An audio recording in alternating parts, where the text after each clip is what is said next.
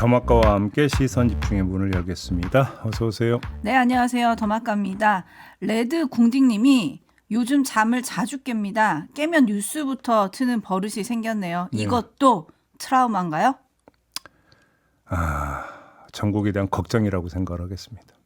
트라우마까지는 아니고요. 그러게요. 하도 의원들이 트라우마 탓을 하니까 그래서 보내주신 게 아닌가 싶은 생각이 들었고요.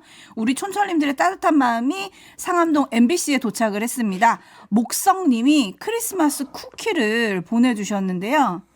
너무 감사합니다. 제작진들이 아침에 뜯어먹고 너무 맛있다고 평가가 지금 있었고요. 나가고 있는 저 사진. 유튜브로 보시는 분들은 지금 사진으로 확인하실 수 있는데요. 목성님은 크리스마스 쿠키를 보내주셨고 서땡선님은 아름다운 손편지와 함께 김치 그리고 티박스 그리고 쿠키를 보내주셨는데요. 김치는 특별히 파주에서 농사지은 배추로 담그신 건데 김치를 사서 먹는다는 제이비에게 나눠주고 싶어서 보내주셨다고 합니다. 잘 먹겠습니다. 고맙습니다. 네. 제이비 그래서 그런지 아침부터 얼굴이 좀 피신 것 같아요? 그럼요. 선물 받고 너무 좋아서? 정성이 담긴 김치가 얼마나 맛있는데요. 이제 네. 수육만 있으면 되겠다. 그죠? 네. 쿠키는 지금 방송 끝나고 먹겠다고 아껴두고 있는데 목성님과 서땡선님에게 감사 인사 한마디 하시죠. 더 어떻게 말씀을 드리겠습니다. 고맙습니다. 먹고 힘내겠습니다. 네. 네, 그리고 까루님이 오늘이 12.12 사태가 일어난 지 45년째 되는 날이네요. 12.3 계엄 사태로 더더욱 생각이 납니다. 역시 역사는 잊지 말아야 합니다. 그럼요. 절대 잊으면 안 돼요. 잊으면 반복됩니다. 못 잊을 것 같아요, 이제. 그렇죠. 뉴스와 분석이 함께하는 세이비타임즈. 오늘 주목할 첫 번째 뉴스 어떤 건가요? 어제 이런 보도가 있었습니다. 조선일보가 보도했었죠. 윤석열 대통령이 하야는 안 한다. 그리고 탄핵소추가 되더라도 헌법재판소에서 비상계엄이 합법성을 다투겠다는 입장을 보이고 있다. 이렇게 전했습니다. 그리고 나서 어제 낮에 추가로 이어진 소식들이 있었습니다. 축약을 하면 여권 핵심 관계자가 정진석 비서실장과 홍철호 정무수석에게 들었는데 탄핵하면 탄핵하는 거다. 우리가 헌법재판소에서 질하는 법도 없지 않느냐라고 말을 했다는 겁니다. 자, 이런 소식에서 도출할 수 있는 전망이 있습니다. 뭐냐? 탄핵 가능성은 높아졌다라는 전망으로 연결됩니다. 높아졌다? 그렇습니다. 왜냐? 국민의힘에서 탄핵 반대의 명분으로 내세웠던 게 뭡니까? 이른바 질서 있는 조기 퇴진이었습니다. 하지만 용산이 입장이 나왔잖아요. 퇴진 안 한대잖아요. 예? 퇴진 안 하고 탄핵소추 당하면 헌법재판소까지 가서 거기서 다퉈보겠다 이런 입장 내놨다라는 거잖아요. 그러면 더 이상 질서가 있건 없건 둘째치고 조기 퇴진은 물 건너간 거잖아요. 그러면 이 상태에서 계속 질서 있는 조기 퇴진을 이끌어낼 테니까 탄핵소추는 안 된다? 이런 얘기가 성립이 되겠습니까? 씨알도 안 먹히는 것이죠. 일단 이렇게 정리를 다 할 수밖에 없다라는 거고요. 연관된 것인지 별도인지는 알 수 없지만 기류도 확실하게 지금 어제로 달라지고 있습니다. 탄핵 찬성 쪽으로 기울고 있죠. 어제 김재섭 의원이 인터뷰를 하지 않았습니까? 기자회견을 했죠. 자, 그럼 기자회견을 했죠. 여기서 탄핵 찬성 입장을 밝혔습니다. 자, 그리고 한동훈 국민의힘 대표가 최소한 탄핵 표결에 대해서는 참여해야 된다는 입장으로 돌아섰다는 보도가 계속 나오고 있습니다. 네, 본회의장에 출석해서 표결해야 한다. 네, 이렇게 지금 가닥이 잡히고 있는 걸로 보면 되는 거 아니겠습니까? 네, 이번 주 토요일. 그래서 시선 집중하지 않을 수 없다. 이렇게 말씀을 드리겠습니다. 네, 중앙일보가 그 비상계엄 상설특검안 표결에 찬성하거나 기권한 여당 의원 36명을 중심으로 해서 2차 탄핵안 때는 표결에 참여하시겠습니까? 라고 물었더니 총 19명이 참여 의사를 밝혔다라고 하면서 여기에 1차 때 투표한 3명을 더하면 24명 안팎으로 표결에 참여하겠다는 사람이 늘었다. 이런 보도를 내놓기도 했더라고요. 그러니까 한동훈 대표가 표결 참여 쪽으로 입장을 바꿨다라고 전해드렸습니다만 사실 그것도 아무 의미가 없는 거예요. 왜 그러냐면 탄핵에 찬성하겠다는 의원을 포함해서 투표에 참여하겠다고 밝힌 의원만 10명이었잖아요. 어제부로. 그러면 당론으로 그 표결 불참 고수한다고 해도 결과적으로 뭐가 되는 겁니까? 모양새가 빠지는 겁니다. 그러니까 좋든 싫든 어차피 그렇게 갈 수밖에 없었다. 이렇게 정리하는 게 오히려 더 현실적이다. 이런 말씀을 드리겠습니다. 표결에 참석하는데 공개적으로 탄핵에 찬성한 여당 의원은 지금까지 5명입니다. 그렇습니다.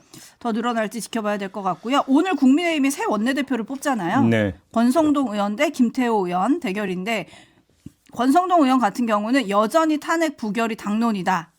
이런 입장이더라고요. 누가 될지 좀 시선 집중해야 될 것 같아요. 어제 저희하고 인터뷰했던 김상욱 의원이 2번, 3번 강조했던 게 원내대표 경선 아니겠습니까? 그럼에도 불구하고 최소한 이건 말씀을 드릴 수 있을 것 같습니다. 누가 원내대표가 되든 표결 불참을 강제하기는 쉽지 않을 것 같다. 일단 이거는 분명하게 말씀을 드릴 수 있는 거 아니겠습니까? 그래서 그럼 표결에 참여하는 걸로 결론 내리면 우리가 흔히 하는 표현, 결과는 뚜껑을 열어봐야 되는 거 아니겠습니까? 이렇게 정리하겠습니다. 네, 제이비타임즈 다음 주목할 뉴스는요? 조금 전에 전한 윤석열 대통령 입장. 이걸 그 바탕에 깔고 여기다가 사례 하나를 더 추가하겠습니다. 신지호 국민의힘 전략기획부총장이 어제 채널A 유튜브에 나가서 이런 말을 했습니다. 들어보시죠. 근데 그저께 말이죠. 김건희 여사가 친윤 유튜버에게 직접 전화를 했다. 그러면서 한동훈 반드시 손봐야 된다. 이런 얘기를 했고 그 김건희 여사 전화를 받은 그 유튜버는 또 자기 아는 누구에게 뭐 자랑 삼아 내가 여사님 전화 받았다. 뭐 이런 얘기를 했다. 이런 게 지금 바닥에 퍼지고 있어요. 예. 네, 김건희 여사가 친윤 유튜버에게 전화를 걸었다는 시점에 대해서 신지호 부총장이 그저께라고 했습니다. 그저께가 뭡니까? 월요일입니다. 네, 12월 9일 월요일을 말하는 거죠? 그렇죠. 자, 신지호 부총장이 전한 이 내용이 사실이라면 놀랍지 않습니까? 저는 상당히 놀랐는데. 놀랍죠. 계엄 이후잖아요. 손봐야 한다라는 김건희 여사의 말에 뭐가 깔려 있습니까? 앞으로도 여전히 권력을 쥐고 있을 거라는 아주 강한 믿음이 깔려 있는 거잖아요. 정말로 어마무시한 자신감 아닙니까? 이 정도면? 도대체 이 자신감은 어디서 나오는 걸까요? 정말 궁금한데요. 일단 이 정신세계에 대한 평가가 먼저 이루어져야 될 것 같은데 저는 안 하겠습니다. 촌철님들께서 대신 해주시기를 부탁을 드리고 저는 지금 말씀을 드린 이 어마무시한 자신감의 도대체 근거가 뭔지를 한번 따라가 보려고 합니다. 아, 그 근거를 밝힐 수 있습니까? 뭔데요? 아주 간단한데요, 오히려. 아까 그 윤석열 대통령의 입장이라고 전해진 거 소개해드리지 않습니까? 뭐 탄핵 소추되면 헌법재판소에 가서 다투면 되는 거 아니냐라고 했다라는 거 아니겠습니까? 그럼 헌재에 가서 다툰다라고 했는데 뭐가 깔려 있는 겁니까? 헌재에서 기각이 될 수도 있다라고 하는 강한 믿음을 지금 깔고 있는 얘기잖아요. 만약에 헌재에서 정말로 그 탄핵 소추안이 기각이 된다면 윤석열 대통령 부분은 다시 권력을 휘두를 수 있어요. 다시 대통령 어떤 직무에 복귀를 하는 거니까. 그러면 윤석열 대통령 부분은 도대체 어떻게 헌재의 기각 결정을 끌어낼 수 있을까라고 그렇게 믿고 있을까? 도대체 뭘 보고 해볼 만하다고 생각하는 것일까? 이걸 좀 따져봐야 되는 거 아니겠습니까? 헌재 뭐 재판관들 구성 때문에 그러는 걸까요? 뭐 사실 그런 보도가 이미 많던데. 일부 나온 얘기가 있죠. 뭐냐면 지금 현재 재판관은 모두 9명으로 구성했는데 지금 3명이 비어 있습니다. 그래서 6명으로 되어 있는데 6명이라는 숫자를 놓고 보면 탄핵 소추안에 대한 심리도 가능하고 사실은 의결도 가능합니다. 다만 만장일치가 나와야 된다. 왜? 6명 이상의 재판관의 의견이 일치가 돼야 되기 때문에 한 명이라도 다른 의견이 나오면 어떻게 된다? 안 된다. 그렇죠. 이런 이야기가 되는 거잖아요. 그러니까 아주 이건 수학 수준이 아니라 산수 수준인데 6명의 헌법재판관 가운데 한 명만 우리 편으로 끌어들여서 탄핵소추 인용이 아니라 기각 의견을 내면은 그거는 그 순간에 기각되어 버린다. 그러니까 해볼 만하다. 이렇게 생각하는지 모르겠습니다만 제가 볼 때는 그거는 뭐다? 몽상이다. 라는 말씀을 드리겠습니다. 몽상. 몽상이다. 왜 몽상이냐? 일단 첫째, 탄핵 심판이 이루어지는 시점에서는 6명이 아니라 9명이 꽉 채워질 가능성이 상당히 높습니다. 왜냐하면 지금 비어있는 3명의 헌법재판관 자리는 모두 국회 추천 몫이에요. 그래서 이미 민주당에서 2명, 국민의힘에서 1명을 추천을 해놓은 상태입니다. 그러면 이후 절차가 어떻게 되느냐? 인사청문 거치고 임명동의 절차 거친 다음에 임명장을 주는 건데 임명장을 누가 줘요? 그 그 사이에 탄핵 소추안이 가결이 되면 윤석열 대통령이 아니라 권한 대행이 임명장을 줄 수 있다는 것입니다. 그래서 탄핵 소추가 이루어지기만 한다면 사실은 3명의 헌법재판관이 추가로 임명이 되고 그래서 심리 중간 과정부터 합류를 해가지고 탄핵 심판 결정 과정에서는 9명 정원이 다 꽉 채워지게 된다는 겁니다. 이러면 윤석열 대통령이 확보해야 되는 재판관 숫자는 몇 명이 되는 겁니까? 4명이 돼야 되는 겁니다. 그게 쉽느냐라고 하는 문제가 먼저 제기가 되는 거고요. 그리고 그런 어떤 숫자 노름 이전에 더 근본적인 문제를 좀 말씀을 드려야 될 것 같은데 한번 박근혜 탄핵하고 한번 비교를 해봅시다. 제가 볼 때는 크게 2가지 점에서 다릅니다. 첫째, 박근혜의 경우는 사건이 매우 복잡했던 반면에 윤석열의 경우는 아주 단순한 겁니다. 직관적으로 인식할 수 있는 그런 사안이고요. 전 국민이 더더군다나 생중계로 지켜본 사안입니다. 이 얘기는 헌법재판소를 향한 국민의 인용 요구 여론이 박근혜 때보다 더 거세면 거셌지 약하지 않을 것이다. 이런 전망으로 연결이 된다는 겁니다. 2번째, 박근혜의 경우는 판례가 없었습니다. 하지만 윤석열의 경우는 판례가 있습니다. 바로 전두환 신군부 세력에 대한 대법원의 판결이 시퍼렇게 살아 있습니다. 총 들고 국회에 난입해서 국회의 기능을 정지시키려고 한 건 명백한 내란 행위라고 대법원이 판단한 바가 있었습니다. 따라서 헌법재판소가 이런 대법원의 판례를 무시하고 헌법재판관 일부가 다른 판단을 내려준다? 그래서 윤석열 대통령의 선을 들어준다? 이 가능성은 제가 볼 때는 거의 제로라고 봐야 되는 겁니다. 직무상 양심의 기초에서 본다면. 제가 볼 때 헌법재판소로 가봤자 탄핵소추가 기각될 가능성 거의 제로다. 저는 그렇게 생각을 합니다. 근데 어제 윤상현 국민의힘 의원은 국회 본회의장에서 열린 긴급 현안 질의에서 네. 대놓고 계엄은 고도의 정치행위다 이렇게 얘기하지 않았습니까? 이건 대법원의 판단이 아니라요. 그 전두환 신군부 세력 피고인석에 있었던 피고인들의 변호인 쪽에서 내세웠던 논리였던 거예요. 대법원이 이걸 받아들인 게 아니라. 그리고 이걸 대법원이 받아들였다면 말이 안 되는 게 그러면 대통령직에 있는 사람은 누구나 계엄 내릴 수 있어요. 왜? 자신의 어떤 뭐 정권 연장이나 정권 기반과 강화나 일단 해봐서 실패하면 이건 고도의 통치 행위였기 때문에 저한테 사법적 칼날 들이대지 마세요. 그래서 못 들이대요. 그러면 계엄이 뭐가 되는 겁니까? 일상사가 돼버립니다. 이게 말이 되는 얘기입니까? 이게? 그래서 성공하면 뭐가 되는 겁니까? 독재의 길을 열고. 그러면 정말로 그 고도의 전가 그 통치 행위이기 때문에 계엄에 대해서는 사법의 잣대를 들이댈 수 없다? 잃어버리면은요 민주주의가 거의 뭐가 되냐면은 쫙쫙 찢어진 쥐조각 비슷하게 되는 겁니다. 말도 안 되는 얘기가 어떻게 지금 이렇게 버젓이 나오고 있는 겁니까? 이것도 국민이 생중계로 봤죠. 이 봤습니다. 말도. 네, 그리고 뭐 오늘 조간들 보도를 종합을 해보면 윤석열 대통령이 평소에 계엄에 대해서 얘기를 많이 했다. 자주 했다는 거죠. 그 얘기는 이제 전부터 몇 번 보도가 나오지 않았습니까? 네. 확 계엄해 버릴까? 뭐 그런 얘기 입에 달고 살았다. 뭐 그러니까 말입니다. 그런 얘기를 많이 했었고 지금 친윤들은 헌법재판소법 51조에 주목을 하고 있다. 아직도 법에 기대를 좀 하고 있다. 이런 보도들이 많이 나왔고 윤석열 대통령이 지난달에 핸드폰을 교체하지 않았습니까? 네. 부부가 같이. 네. 근데 윤석열 대통령에게 쓴소리를 하는 법조계 인사나 정치계 인사들 그리고 얘 친구들에게는 이 새 번호를 안 가르쳐줬다. 이런 보도도 나와 있더라고요. 마지막으로 한 말씀만 드리겠는데요. 물에 빠진 사람의 심리는 지푸라기라도 잡고 싶은 심정일 겁니다. 거기까지는 인지상정으로 이해할 수 있습니다. 하지만 냉정하게 말씀을 드리는데요. 지푸라기 잡아서는 물에서 헤어나오지 못합니다.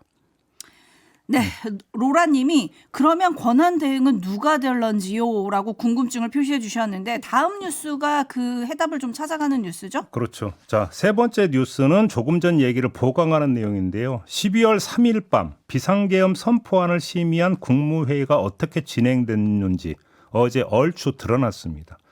국무회의가 10시 17분부터 22분까지 딱 5분간 진행됐다는 거 아닙니까? 이걸 회의라고 해야 되는지는 잘 모르겠지만요. 참석한 국무위원이 11명이었습니다. 그러면 11명이 한마디씩만 하고 돌아가니까 그 쭉 돌았다 하더라도 5분 채우고도 남을 겁니다. 이 국무회에서 제대로 된 심의가 절차적으로나 내용적으로 이루어졌다고 볼 사람이 누가 있겠습니까? 심지어 한덕수 총리조차 어제 국회에 출석해서 이렇게 인정을 했습니다. 들어보시죠. 보인 것은 분명히 맞지만 그것이 보통 때와 같은 그런 국무회의식으로 운영이 되지 않았다. 그러니까 그거를 국무위원들의 회의라고 해야 될지 정식 국무회의라고 해야 될지는 좀 명확하지 않습니다.